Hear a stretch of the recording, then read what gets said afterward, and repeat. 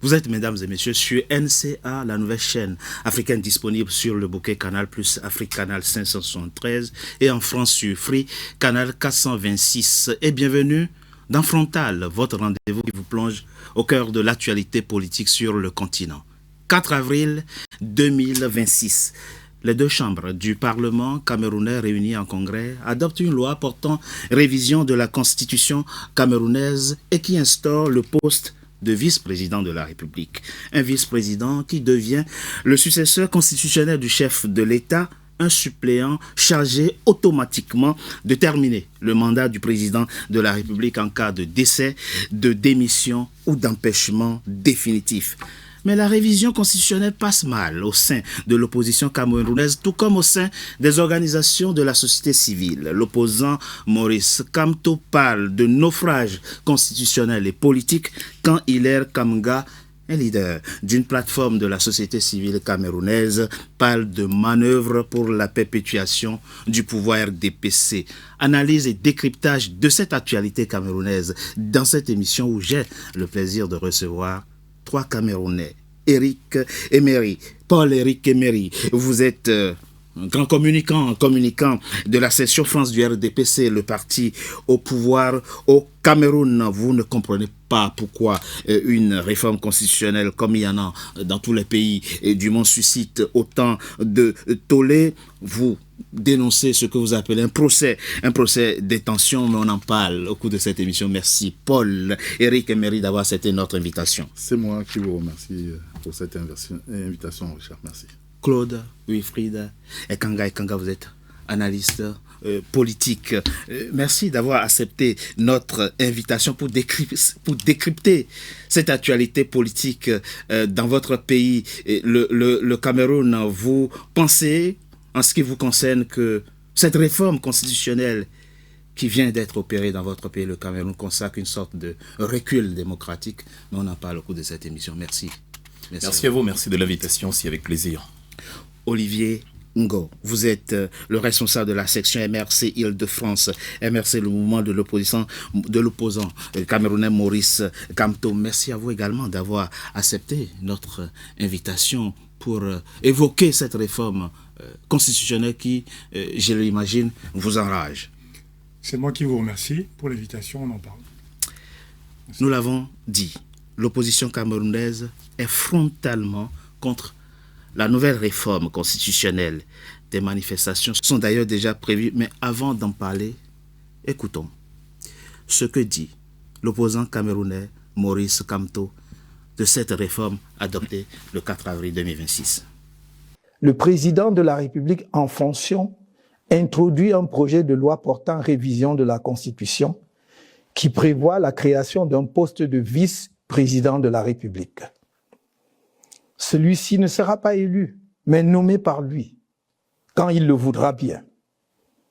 Il pourra le remplacer quand cela lui plaira. Le vice-président devenu président non élu pourra lui-même nommer un vice-président non élu. C'est le sens du projet de révision constitutionnelle du 2 avril 2026. Ce n'est pas une régression, c'est un naufrage constitutionnel et politique. En effet, cette pseudo-révision constitutionnelle, qui ne porte à première vue que sur quelques dispositions de la Constitution concernant le président de la République, entraîne un bouleversement majeur des institutions de la République. À travers la transmission du pouvoir de gré à gré, le président en fonction installe une monarchie républicaine d'assises constitutionnelles à la dynastie héréditaire ou népotiste. Chers compatriotes, en toute responsabilité, nous dénonçons avec la dernière énergie cette capture institutionnelle du pouvoir qui veut s'habiller d'une apparence de légalité. Maurice Kamto parle de monarchie républicaine. Chers invités, je vous propose l'approche suivante. Nous avons 2 choix.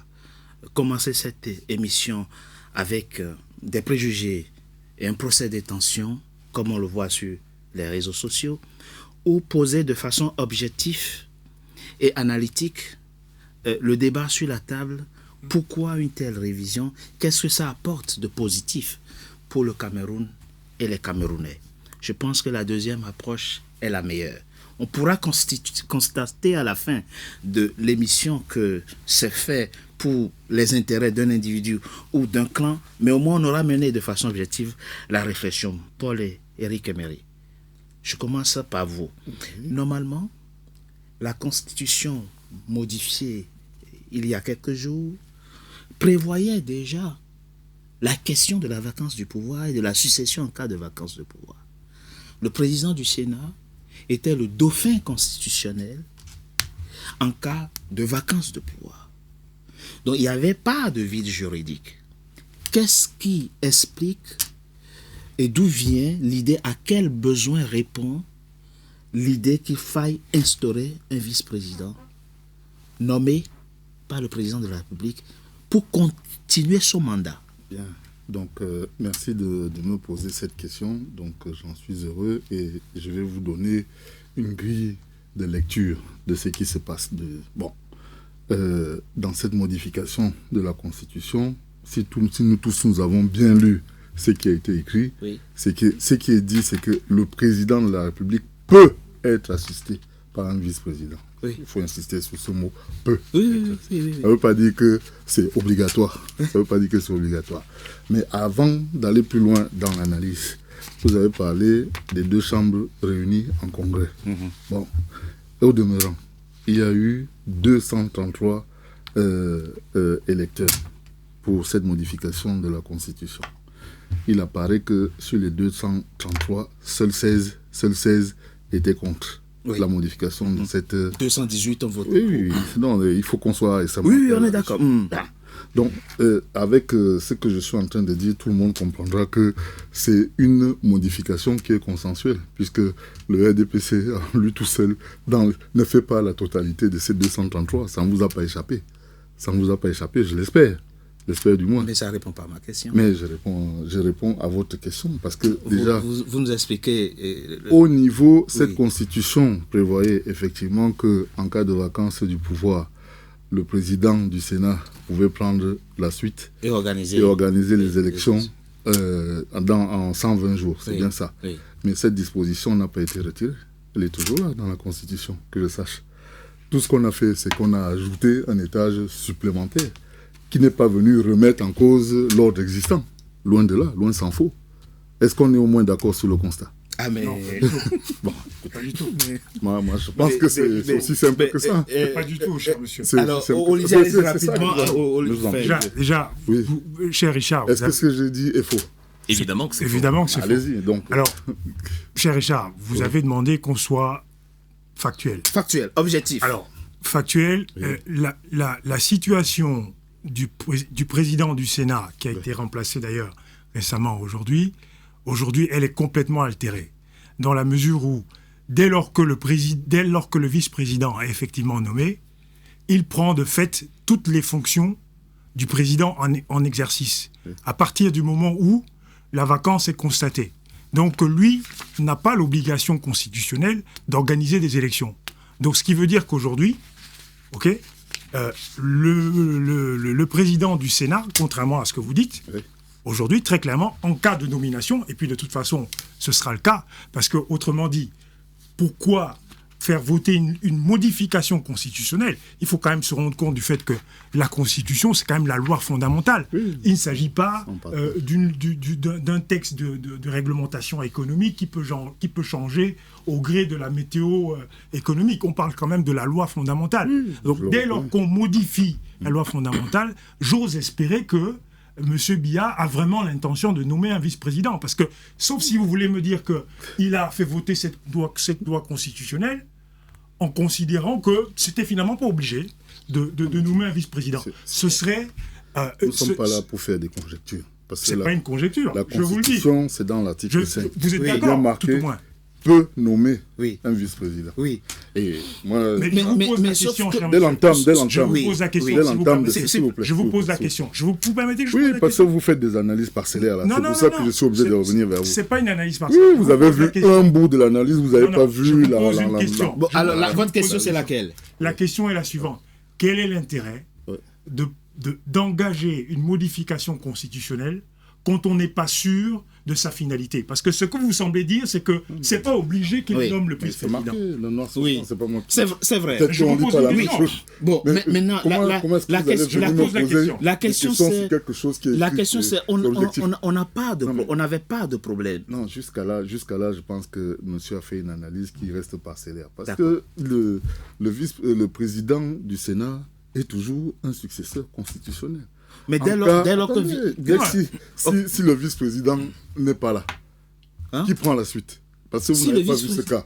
Mais la Constitution est très claire là-dessus. C'est-à-dire que s'il n'y a pas de vice-président à ce moment-là, c'est le président du Sénat qui fait son travail et qui organise. Mais c'est pas ce que je dis. Non. C'est clair et net dans la Constitution. Mais je vous dis que ça n'a pas été opéré. Et Maurice Kamto aussi l'a dit. Non, mais Maurice Kamto, il fait des analyses aussi parcellaires que les gens. Il n'y a pas mieux formé en droit.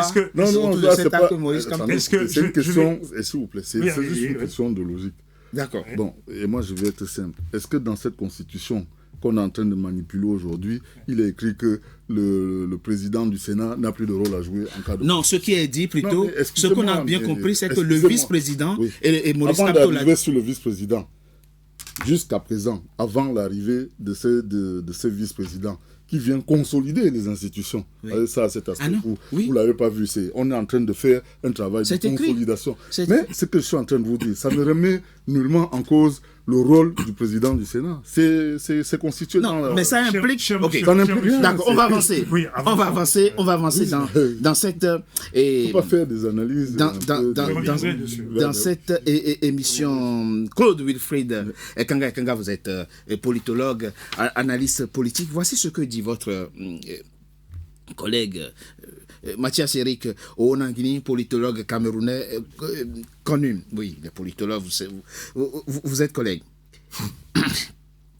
Il dit, je cite, à travers ce projet, ça c'est au moment avant même que les deux chambres n'adoptent la loi portant révision, à travers ce projet, le président Paul Biya et son ordre gouvernant répondent à des préoccupations qui ont concerné aussi bien les Camerounais que les étrangers sur la nécessité d'avoir un cadre constitutionnel prévisible qui puisse assurer la stabilité et la continuité de l'État au cas où le président Paul Biya ne pourrait plus exercer ses fonctions de président de la République. Est-ce que vous avez l'impression, quand vous regardez le paysage politique au Cameroun actuellement, qu'il est stable? Il ne l'est pas du tout. Il y a une confusion entre la continuité du régime Biya et la continuité de l'État. L'État n'est pas le régime Biya. Cela satisfait les exigeants du RDPC qui sont très contents d'avoir trouvé un bon mécanisme pour se pérenniser au pouvoir jusqu'en 2032. Mais ça ne concerne pas les préoccupations des Camerounais. Les préoccupations des Camerounais dans l'absolu sont économiques, sociales, sécuritaires, etc., etc. Cette histoire de vice-président est un mécanisme élaboré par le régime pour ne pas permettre qu'il y ait des élections dans l'intervalle au cas où Paul Biya venait à disparaître.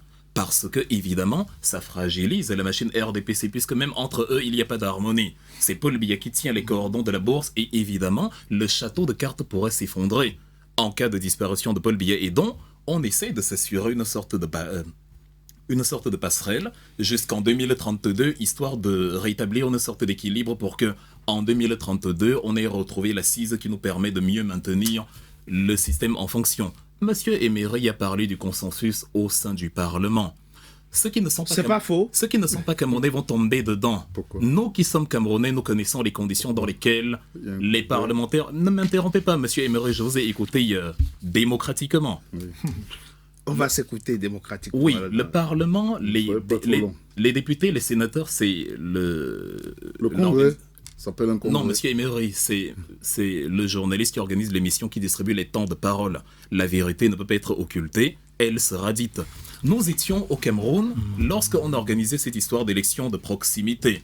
Le RDPC a violé tous les articles de la loi électorale imaginables pour s'assurer la majorité en question. Vous êtes capable de barrer la route à des Camerounais qui veulent aller battre campagne dans certaines localités du pays en violation de l'article 241 du Code électoral et de justifier cela comme étant un mécanisme justifié par le socle granitique de Paul. Ne m'interrompez pas, monsieur. Vous faites une digression. Non. Faites une digression. Je dois finir. On va pas effectivement trop aller en arrière, dans le passé. On ne peut pas conduire en regardant le rétroviseur. C'est absolument nécessaire. Et je reste le seul maître de mon analyse. Allez-y. Vous êtes dans le rétroviseur. Monsieur Emery, le devoir de mémoire est ce qui nous empêche de faire les mêmes bêtises que par le passé. C'est vous qui le voyez. La majorité, d'après ce que je comprends. S'il vous plaît. Bon.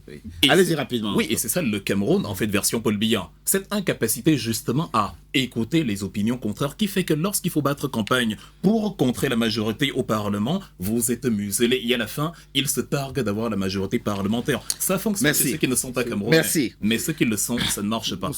Et pour finir, le Parlement en question ayant déjà la majorité obèse dans RDPC, forcément un projet de loi élaboré par Paul Biya est de facto acté.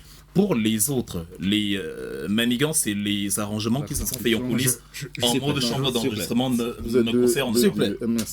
D'accord, oui, c'est vrai que le deuxième représentant du RDPC est empêché. Il n'a pas moins que il n'a pas pu venir, mais je vais m'organiser de façon à ce que il n'en demande pas moins que j'étais très attentif quand il s'exprime. Mais je le laisse chuter rapidement quelques secondes. Oui, il serait bien que lors des prochaines interventions, de la même manière que vous avez pu le constater, je ne suis pas intervenu lorsque vous parliez, et Dieu sait que 90% de ce que vous dites n'est pas vrai du tout. J'aimerais que dans la continuité et la qualité de ce débat, mes analyses ne soient pas interrompues. Merci, c'est entendu. Mais avant de vous donner la parole, permettez que je fasse marquer une coup de pause, ça va durer quelques secondes. On se retrouve dans quelques instants pour la deuxième partie de notre émission. Tout de suite. NCA, désormais sur Free. Après son intégration au bouquet Canal+ Afrique, Canal 9 et Canal 573, NCA poursuit son développement et vient d'intégrer le célèbre bouquet Free TV, Canal 426. La chaîne panafricaine renforce ainsi son ancrage aussi bien en Afrique que hors d'Afrique. Le développement de NCA, c'est vous, nos téléspectateurs à travers le monde. NCA, la chaîne panafricaine de référence.